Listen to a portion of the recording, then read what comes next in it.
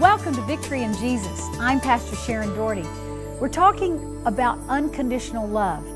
And when you receive the unconditional love of God in your heart, it then enables you to love other people unconditionally, meaning that you can love them in spite of maybe difficult things that you walk through. That love remains.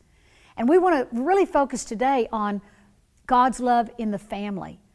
You see, when you have a family and there's a lot of people around you, there's going to be times when that love is tested. And that's when you've got to be able to have a control, a self-control in your own heart by the Holy Spirit that enables you to then do the right thing in those kind of difficult times. But also just living your life.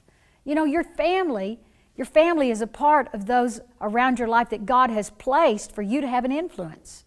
And I want to encourage you today with your family that God has given you people around you for you to impact their lives. And you can impact them with the love of Jesus. Today I want to encourage you to have a plan and a purpose, a vision for your family. You know, without a vision, people perish. And sometimes people are just real random with a family that they have. They're just trying to survive, just to exist. I want to encourage you today that you have an attitude that you are aiming your children. They are like arrows that a mighty warrior has to aim any direction that God is directing you with those children. So today, I encourage you that you have vision for your children, that God is going to help you to raise them up to honor God.